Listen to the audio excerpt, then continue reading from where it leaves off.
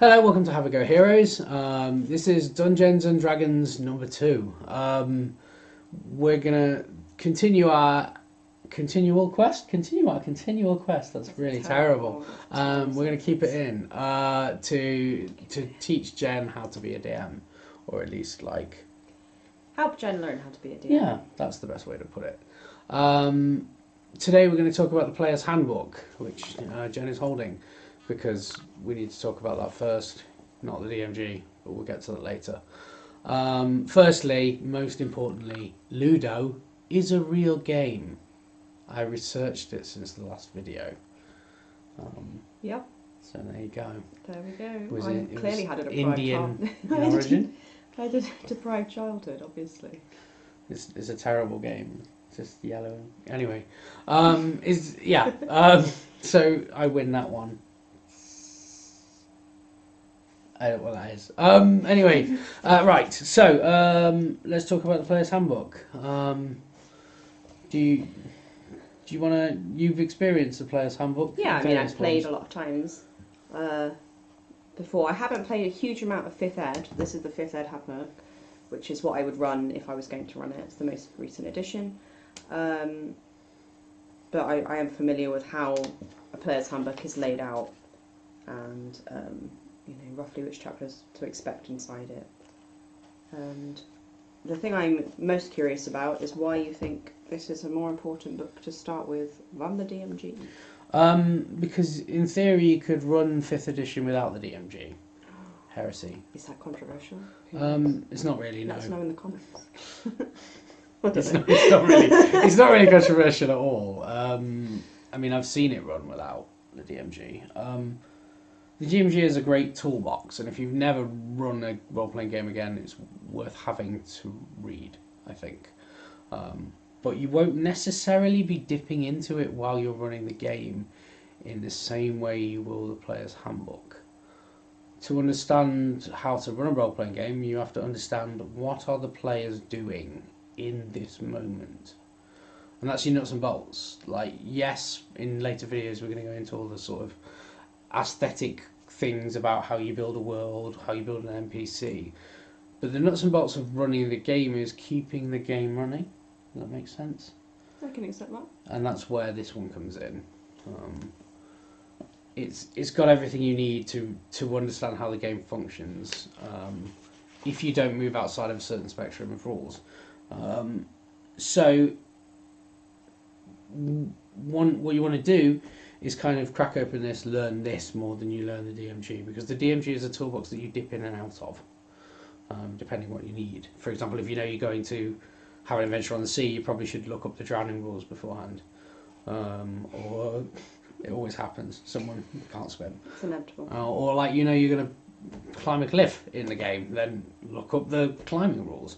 But a lot of the base stuff is in here, in sort of chapters 5 to 9. Specifically adventuring and combat are really useful chapters, which you could just kind of run the game without looking at anything else really, if you've run other editions. What do you need to run a game? I think that's the best way to start. What would you suppose, looking at the contents list, that might be the most useful thing? Well, if we assume that the players have already made characters, then I would imagine that the most useful things are Chapter 7, ability scores, modifiers, advantage, disadvantage, proficiency bonuses, ability checks, using abilities and saving throws would be fairly crucial.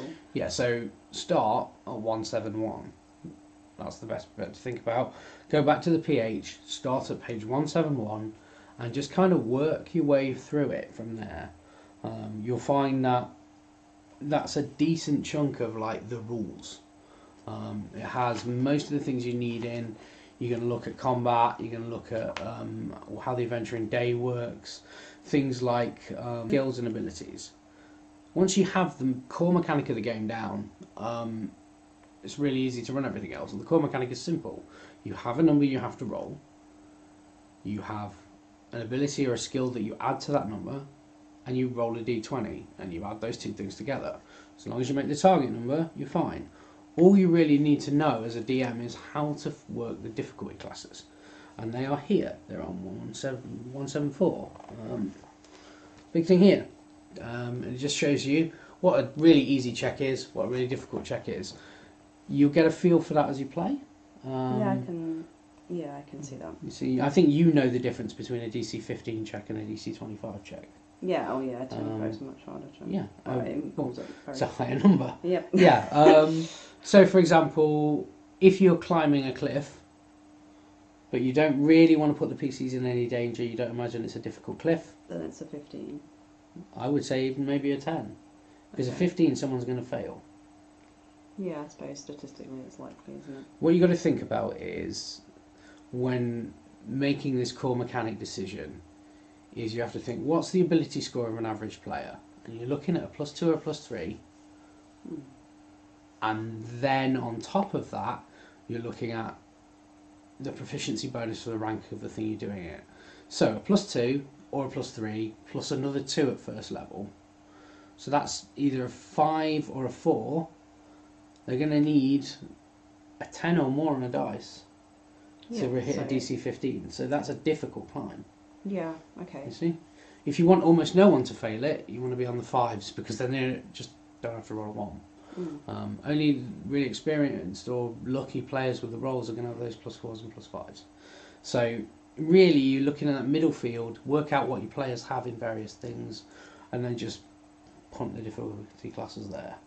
That makes sense? Yeah, that does make sense actually. Okay. That is quite useful.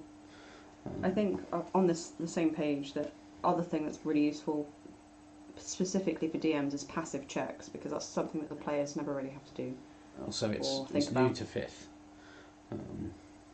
A passive check is a special kind of ability check that doesn't involve any die rolls. It's a secret that not all DMs really know what a passive check is for. Even now, we're still figuring it out, because it's new to 5th ed. A lot of the time, the big one is passive perception, and the idea is that in earlier editions of the game, if you went past the secret door, that would require a perception check to see it. But as soon as you walk down a corridor and the DM says, make a perception check, you kind of know that something's in the corridor. So the idea is that the DM can kind of rule that without asking you. It tends to lead to a lot of arguments at table sometimes with like, well, why didn't I see that? Because your passive perception was too small, and it can feel a bit railroady. So don't use passive stuff all the time. Yeah, because actually you might get lucky on your die roll and roll a 19, and of course you'd then see it. So you're kind of cheating your players out of the chance to see it. Yeah, the thing is, what you got to think is this an average thing when my player isn't paying attention? And sometimes, like, the big one is watching at night. Like, if you're on watch, you're probably going to not have, like, you're going to get a chance to roll. Yeah, you're actively trying to perceive, aren't you? Unless the characters are in a conversation or there's something else going on. Yeah. Then it goes back into ability checks quite early on. I think we can skip ahead here. About group checks. Group checks are something when you're trying to achieve it as a group. And what I don't actually know the rules for this. It suggests things like you could use a group survival check to see if you're as a group you can avoid quicksands, sinkholes, natural hazards, etc. The big thing about group checks is that, and everyone forgets this, that if you are, say, sneaking up on someone and one of you is in full-on plate mail armour clanking along, that doesn't matter. Because in a group check, as long as half of you succeed on the check, the group succeeds as a whole. It's things like you're sneaking up and the rogue goes, "Stop clanking!" Or says things like, "Just watch that tree branch." So as a group, you're sneaking together. Yeah. And that's a good way to look at it. Yeah. So I would ask them to do that as a DM, or would they ask to do it as a group? It depends. I think the way that's really interesting. How do I resolve things as a DM question? The question is, the way it really works is intent leads to roll, so which leads to outcome. So you have the group decide to sneak. What do the rules say about sneaking? We all need to sneak. Yeah. Well, yeah. Then the outcome of the dice rolls. Yeah. So I think you as a DM have to decide it's a group check, and how big that group is. Yeah. But sometimes they'll send just one person to sneak or two people to sneak, and maybe that isn't a group check because one person is busy focusing on one side of the road and the other person's on another side of the road. So yeah, that's a good way to look at it. Okay, so details various different ability checks, all of which I'm sure would become relevant. I really read that, get a feel for what ability is what thing, so that you know, like, okay, an Arcana check's probably going to cover like dragons and magic, which is under intelligence. Yeah. Whereas something like beasts might come under survival and wisdom.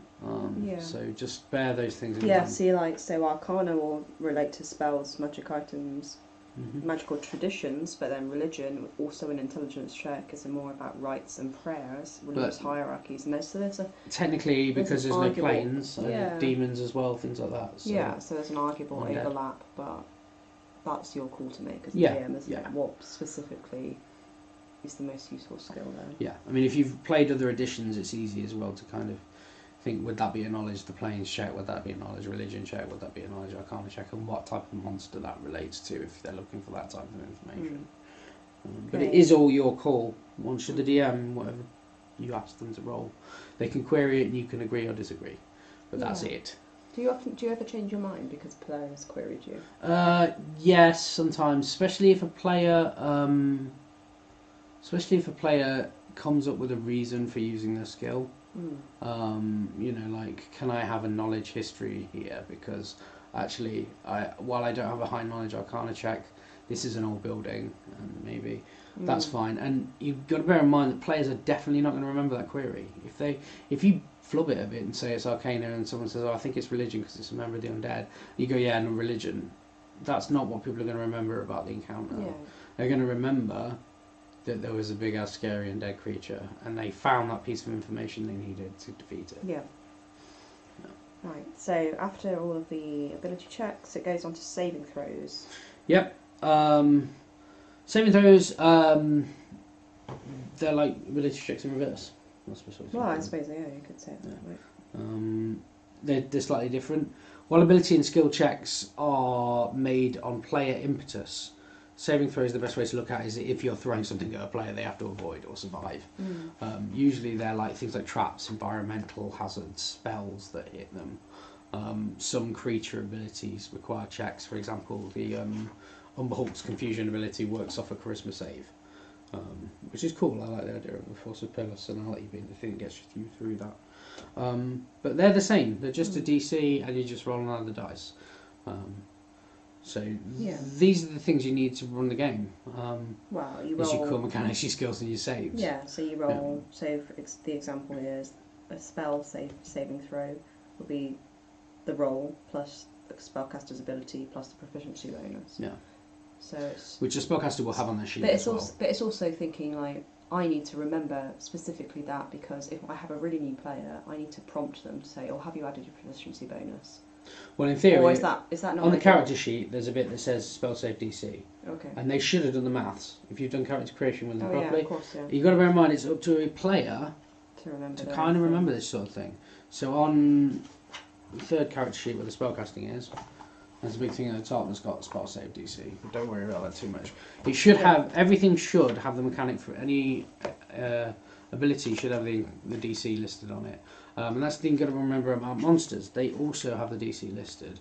I think we should do one on monsters at some point. Yeah. Just a monster stat block and how to read it would be great, I think. Yeah, that would be really useful for me because I've never been a monster before.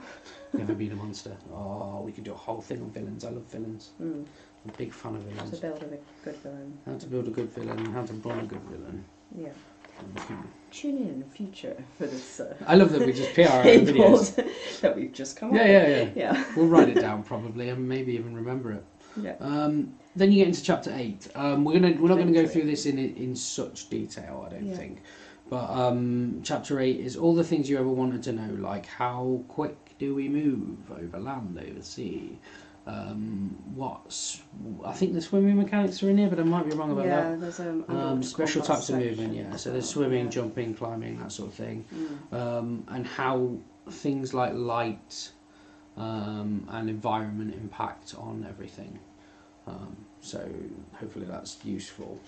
That is really useful. I didn't realise there was so much in here that for the players. I mean, I'm not sure I've ever read part 2 of the Player's Handbook. Yeah, no one does. Ever. Yeah. Now I think about it. This is it, because it's not really a player's section. Because once I've made my character, apart from when I play a spellcaster and I have to look up my spells. You put the book down, don't you? Yeah, I don't really. You look up your abilities occasionally. But you can learn a lot about the role-playing game just by looking at section 2. I can see, like, actually, sitting and reading this might make me tactically a better player. Yeah. Oh, God, yeah. Player advice for players. Yeah. Read the damn book. Yeah. Don't just look at your own 20 years abilities. I've played this game. That's it, though. That's it. Exactly. Okay. Things like short rests and long rests, which you as a player should know anyway, but as a DM, it's good to note that they have some ideas about how in the DMG there's another section on resting about how you can move short rest and long rest. Like if you're playing a game set in Westeros, a short rest might be 2 days. Well, you can move those parameters, yeah, sure. but as soon as you do, it affects things like encounters, which we'll get to it probably another video hopefully. A lot of promise here. Just gonna have to keep making these things. Mm-hmm. So yeah, lifestyle expenses. When I played as a kid, we didn't really do lifestyle expenses. It's one of those things we kind of house ruled and was like, I think a lot of people food do. happens to us, and I think that's lodging fine. happens to us. That's fine. I think we want to save our money for magical things. I think it's important to kind of work out early on whether how you much care money about is that. worth in your game. Yeah, well, not even that, but your lifestyle expenses are something you don't really have to worry about, even if you don't want to devalue money. But that there's a granularity to it, and a lot of stuff like that's legacy from original D&D, which is like it's really a dungeon exploration game where you have to maintain the day-to-day lives of these heroes and have enough to survive till the next adventure. And when you run out of money, you better go back in a dungeon. So there's an element of legacy from that, and there are other games where it's really important. Games like Shadowrun, like if you don't buy a certain wealth package, you are sleeping on the street. If you don't have a wealth background in World of Darkness, you better have friends. You better have friends. or be a vampire and not have to worry about eating, I suppose. But like those sort of decisions are things that you have to decide on. And I mean, in the game I'm playing at the moment, I don't worry too much about lifestyle expenses, but I do require players to buy enough rations to get to places they want to get to. Until recently, they've been countering this by having a druid, which just renders all of that pointless anyway. Same as a ranger, because you just forage forever. Do you ever do things like encumberment? You know, like if they're carrying too much equipment. I remember like playing Baldur's Gate and things, and that was just the constant reprieve, wasn't it? It was. Oh my goodness, you were just constantly encumbered. You couldn't even carry your own stuff. Encumberment's another one that's a bit of a legacy. No one worries about it too much anymore, and I think a lot of people just give their parties bags of holding really early on. Yeah, it's just easier, isn't it? It is, and it can be a pain in the bum. There's two schools of thoughts on it. There's the school of thought of like, well, we're worried about the narrative. Why are we bothered about how much is anyone collecting? But then you've got some like halfling carrying like 14 stone of material. Yeah, that's true. So it's got to be semi. I don't bother with the rules of it, but maybe I should do. I don't know. Yeah, well, I mean, I guess maybe it doesn't matter until they want to wade across a river. Yeah, I mean, what you can bear in mind is your first adventure, it's probably not going to matter too much. It's one of those things where you build these things in as you go, and one of the things I want to get here across, especially to you, is you don't have to know all the rules. Yeah. You have to pick and choose the ones that are useful for the adventure that's coming up. That's the thing, it's like knowing the direction it's going to go. Like, while I can plan to the nth degree, like, what if they do something really zany and just go totally off-piste? Well, but it's even in a sandbox. That sandbox has edges, so you know, like if you're going into the dungeon of the orcs and you're like, I'm not familiar with the drowning rules, or I don't know the climbing rules, don't put any water in. Yeah, they're going to do some crazy stuff, but if they go completely off piste, it's okay to pull a weird face and go, I'm just going to make this up on the fly. Hold fire while I look at this. I think the important thing to note is what skills exist. Yeah. and think about what's going to require an athletics check and what's going to require an acrobatics check, because something physical that happens is likely to require one of those two skills. Yeah, sure. Yeah. Right, that brings us to chapter 9, combat. Yeah. We sing that really well, Really and good. now I've just underplayed it. Oh well. Combat. So, the order it says in the book is the order of combat, so surprise, then followed by initiative, your turn, reactions, how to move in a combat, terrain in a combat. So skip all this. Other. Don't skip all of it. Understand what initiative is. Yeah. If you've played D&D before, which going into DMing without having played before is really brave. But initiative is just the order you go in. There's a dice roll regarding it, and you have to work out whether anyone has surprise before that happens. Yeah. But then on someone's turn, they can move. They can do one action, and they can probably do a bonus action if they've got something that requires it. And that's pretty much it. Okay. Or they can choose to do nothing, or they can. Yes, but doing nothing is kind of an action. Well. Okay. Because an action is not dictated. What you want to do is you want to turn straight to actions in combat, which is page. Can you tell me? That is 192. Okay. And just go through that. Make yourself aware of what counts as an action. So hiding is an action, dodging is an action. Yeah, People forget that dodging is an action. So attack, casting a spell, dash, disengage, dodge, help, hide, ready. So that's ready in action, I see. Yeah. Search, use an object. Yeah. Are all considered actions. Not a big list, actually. No. And they're all things that are slightly different that you can do in combat, because combat is broken down in a different way. We have to keep track of every single second. And actions are the way you do that. If someone wants to help this turn rather than doing something themselves, then that has a mechanic for it. And as long as you know those sort of 12 things, then you can kind of work out if someone does something, whether it fits any of those categories. I've very, very rarely played in a game where someone's done something like a help action. I think it takes a lot of time. Yeah, and I think so. A lot of people worry that they're giving too much up by doing, like they're not getting their attack out, or they're not. The bad guy won't die fast enough if they don't hit them every time. You'll also find that some characters have abilities that allow them to help for free. I know the rogue mastermind allows you to just aid another in combat by just basically yelling, "He's exposed there," or "Get him in the back," or something like that. So there are different ways you can kind of put the help action into effect, if that makes sense. But as long as you're aware of those actions, I think most things you would do in combat kind of fits most of those things.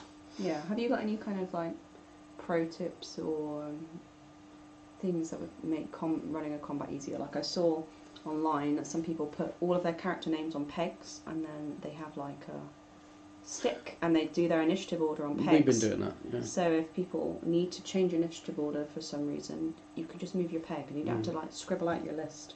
I think the first thing to do is not do what I do and write the list out the way I write it out, because it's terrible. Things to speed up combat.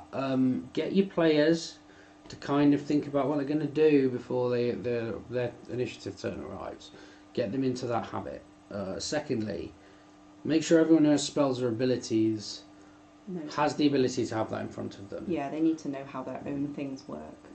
And you can, when someone goes up a level, when your group go up a level, have a look at the spells. Ask them what spells they've taken or abilities they've taken. Familiarise yourself once, and that's it. That's all you need to do, and then you can come back to it when it's in play, and you'll at least have seen it or read it. You don't always have the time to do that, but it's useful. Yeah. Now, another thing that I would say about combat, and this is not speeding it up, this is the tip, that when you're running a combat as a DM, you really have to think about like what's happening. So there are two ways to describe a combat, right? Like if you roll a 10 and you hit an orc, you can just say, oh, you hit an orc and you do 4 damage. Or you can say you crack him hard in the collarbone, there's a shattering noise, blood sprays everywhere, he backs off and growls. And they're very different descriptions, and I think the second one really leads to a narrative. And once you start doing that for every hit and miss, just introduce it. It doesn't have to be a massive thing to begin with. It can be the misses, it scatters off his armour, or rather than it totally misses. And you have to work out that's the first thing, is whenever someone misses, try to provide a description as to why. And soon you'll find you start doing it for the hits as well. And then the combat becomes dramatic. You're describing action. You're not just describing numbers. I think that would help keep other people engaged too. It's not their the it's not their focus turn currently, because it's not a combat by numbers then, isn't it? So attack rolls is up next. So we're going to take this away from you and just see whether you can run us through its combat turn. So player wants to hit a monster. The player rolls a dice, adds their attack roll, and then the DM sees if the total surpasses the monster's AC or equals or passes the monster's or exceeds the monster's AC. Yep. Then if that happens, then damage is dealt, which and different weapons have different damage die, so they roll their damage die and add whatever bonuses they've got. Then as a DM, all you have to do is add that to the total of the monster. Yep. And if that's enough to score a monster's hit points, they die. That's the only difference you've got on top of what you normally would do in a combat round. Yeah. What you'll find is, if you've played D&D before and you're moving into DMing, this sort of thing, before you even look at the rule, see if you know it. That will kind of inspire a little bit of confidence, I think. Yeah. In that you already know how a combat round works. Yeah, because you've played in hundreds. I've played of them. so many of them. You know what the DM is doing isn't all different to what I'm doing as a player. Yeah. That you're rolling to hit me and trying to equal or surpass my AC, and I'm doing the same. Yeah, that's it. It's basically the same. That's literally it. And that's the basis of combat. There's a little bit. Make sure if you're reading the comment section to read right to the end, because it deals with things like grappling, underwater combat, and all those weird things that are probably likely to happen. Yeah. And once you familiarise yourself with the end of that bit of the chapter, it'll be fine.